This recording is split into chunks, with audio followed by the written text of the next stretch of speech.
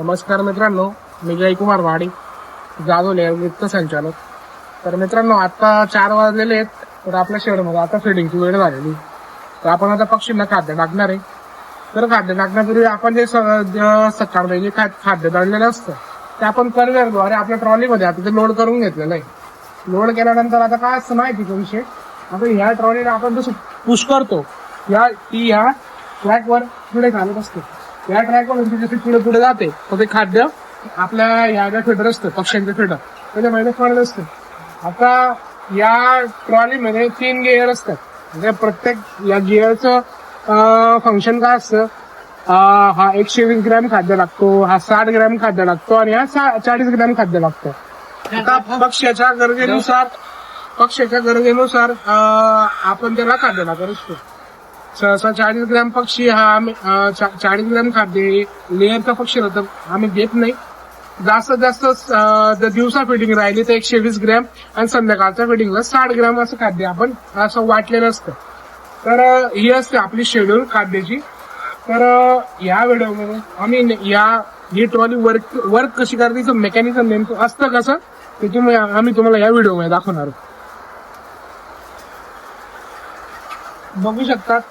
आता हा जो बेल्ट आहे आपण याच्यामध्ये फिट केलेला आहे आणि आता त्यानंतर हा गिअर याला लावला की आता आपली ट्रॉली खाद्य टाकण्यासाठी तयार आहे. सोपं काम असतं. याला फक्त पुढे ढकलायचं असतं. याला 2 जण लागतात. पण हे 500 किलो जे खाद्य असतं हे जर आपण मॅन्युअली टाकायचं म्हटलं तर आपल्याला अर्धा तास कसंही लागेल. पण ह्या ट्रॉलीमुळे हेच खाद्य आपण फक्त 5 मिनिटात कसं टाकणार आहे ते तुम्ही आता बघा.